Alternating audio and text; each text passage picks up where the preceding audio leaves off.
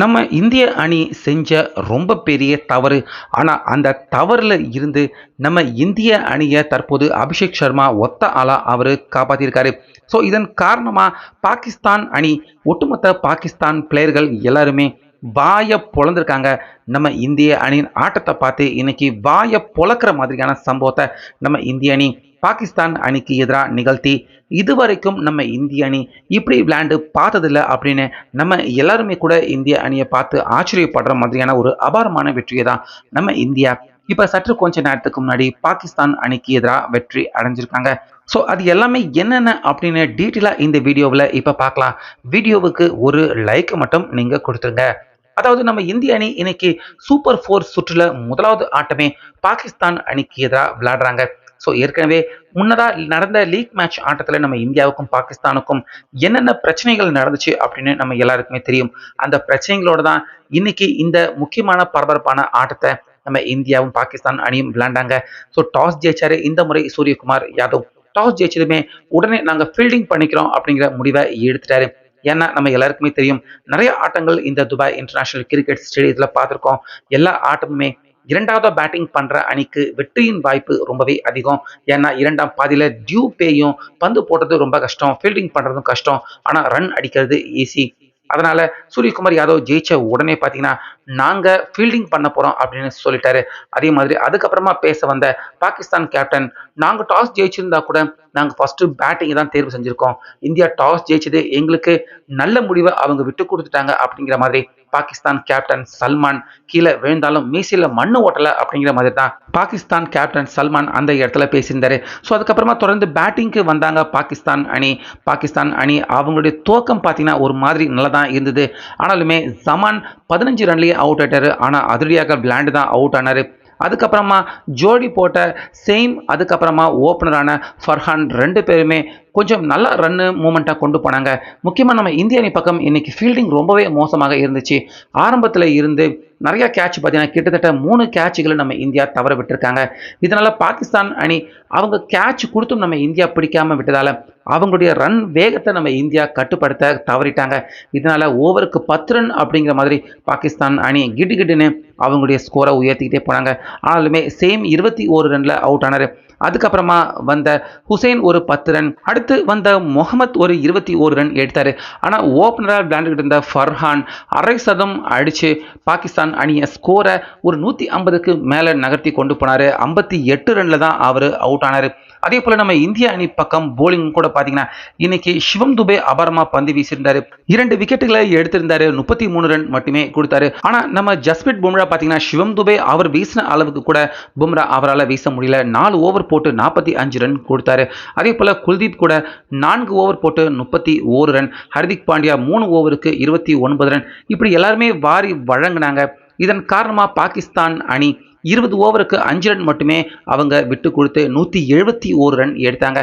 முக்கியமா ஆட்டத்தின் கடைசி பந்த சிக்ஸர் அடிச்சுதான் இந்த 171 ரன்னை பாகிஸ்தான் அணி எடுத்தாங்க. இந்த மைதானத்துல இது சேசிங் பண்ணக்கூடிய ஒரு ஸ்கோர் தான். ஆனா ஒழுங்கா பேட்டிங் பண்ணா மட்டுமே ஜெயிக்க முடியும் அப்படிங்கிற நிலைமையோட தான் இந்த ஸ்கோரை சேசிங் பண்றதுக்காக நம்ம இந்திய அணி பக்கம் வந்தாங்க. இதுல அபிஷேக் சர்மா ஃபர்ஸ்ட் பாலே அவர் என்ன பண்ணுவாரு அப்படின்னு நம்ம எல்லாருக்குமே தெரியும்.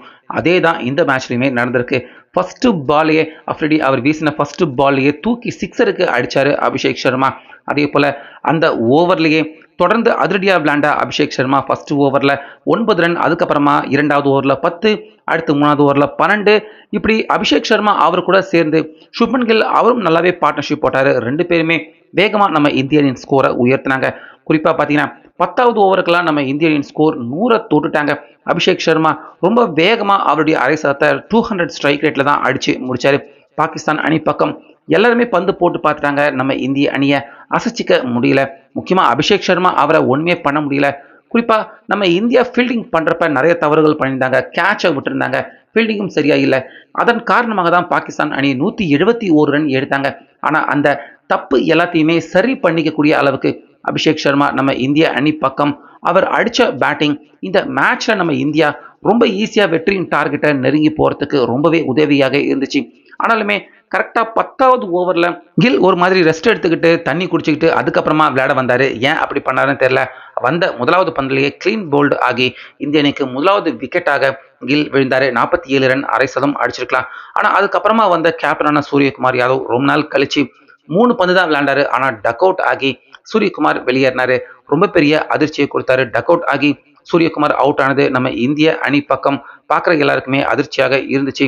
அதுக்கப்புறமா கூட பார்த்தீங்கன்னா அபிஷேக் சர்மா பயப்படல. பாகிஸ்தான் அணியின் போலிங்க தொடர்ந்து 2 விக்கெட் விழுந்தாலும் நான் என்னுடைய பேட்டிங் ஸ்டைல மாற்ற மாட்டேன்டா அப்படின்னு சர்ரு சர்னு பறக்க விட்டாரு. 5 சிக்ஸர் 6 4 அடிச்ச அபிஷேக் சர்மா 74 ரன்ல தான் அவுட் ஆனாரு. 39 ரன்கள் மட்டுமே தான் பார்த்தீங்கன்னா அவர் ஃபேஸ் பண்ணியிருந்தாரு. ஸோ பாகிஸ்தான் அணிக்கு டோட்டலாக என்னென்ன டேமேஜ் பண்ண முடியுமோ எல்லாத்தையுமே ஒத்த ஆளா அபிஷேக் சர்மா அவர் செஞ்சு விட்டுட்டாரு. 74 ரன்ல அபிஷேக் சர்மா அவுட் ஆனாலும் அந்த இடத்துல நம்ம இந்தியனின் வெற்றியை ஏறக்குறைய உறுதி பண்ணிட்டு தான் வெளியே போனாரு அபிஷேக் சர்மா. ஸோ அதுக்கப்புறமா பார்ட்னர்ஷிப் போட்ட திலக் வர்மா, சஞ்சு சாம்சன் 2 பேருமே அவங்க மேட்சை அழகா வெற்றியின் பாதைக்கு நகர்த்தி கொண்டு போனாங்க. பாகிஸ்தான் அணியின் ஸ்கோர் பெருசா இல்ல. அவங்களால எந்த ஒரு இடத்துலயுமே நம்ம இந்தியாவுக்கு பிரஷரும் போட முடியல. இப்படி இருக்க சஞ்சு சாம்சன் ஒரு 13 ரன்ல அவுட் ஆனாரு. அதுக்கப்புறமா கம்ப்ளீட் மேட்சை ரொம்ப ஈஸியா ஹர்திக் பாண்டியா, திலக் வர்மா இவங்க 2 பேருமே மேட்சை கம்ப்ளீட்டா கொண்டு போயிட்டாங்க. இதன் காரணமா நம்ம இந்திய அணி இந்த மேட்ச்ல பாத்தீங்கன்னா ஆரம்பத்துல நிறைய தவறுகள் செஞ்சிருக்காங்க. அதாவது ஃபீல்டிங் தவற விட்டுருக்காங்க, கேட்சை தவற விட்டுருக்காங்க, பந்து கூட பாத்தீங்கன்னா சரியா போடல. சிவம் துபே இந்த மேட்ச்ல கூட வந்து நம்ம இந்தியாவுக்கு சிறப்பா பந்து வீசினாரு. ஆனா எதிர்பார்க்கப்பட்ட பும்ரா சரியா பந்து வீசல.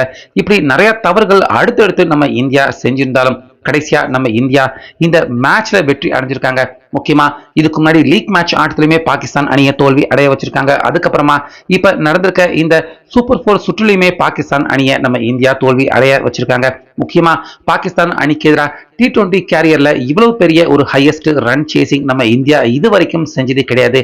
பாகிஸ்தான் அணிக்கு எதிராக 172 பாகிஸ்தான் அணிக்கு எதிரான ஒரு ஹையஸ்ட் T20 ரன் சேசிங்காக இந்த வெற்றி நம்ம இந்தியாவுக்கு மாறி இருக்கு.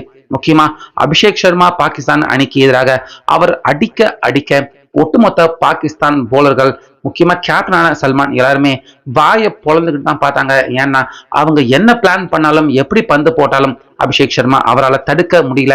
ஸோ அதன் காரணமா நம்ம இந்தியா எவ்வளவு தவறு இந்த மேட்ச்ல செய்திருந்தாலும் அந்த தவறு எல்லாமே மறைஞ்சு போற மாதிரி அபிஷேக் சர்மா அவருடைய பேட்டிங் நம்ம இந்திய அணியை இந்த மேட்ச்ல இருந்து தற்போது காப்பாத்திருக்கு அப்படின்னே சொல்லலாம். ஸோ இதன் காரணமா ஆட்டநாயகன் விருது கூட பாத்தீங்கன்னா அபிஷேக் சர்மா அவருக்கு தான் தரப்பட்டிருக்கு.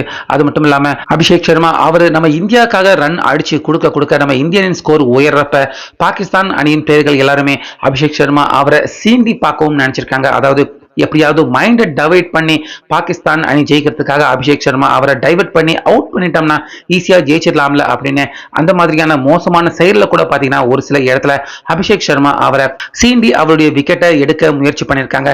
ஸோ அதன் காரணமாக தான் பாத்தீங்கன்னா அபிஷேக் சர்மா கரெக்டா அந்த சீண்டல் ஏற்பட்டதுக்கு அப்புறமா அடுத்த சில பந்துகள்ல அவர் அவுட் ஆனாரு. இல்லைன்னா கண்டிப்பா அபிஷேக் சர்மா இந்த மேட்ச்ல கூட அவர் செஞ்சுரி அடிச்சிருப்பாரு அப்படிங்கிறதுல எந்த சந்தேகமும் இல்லை.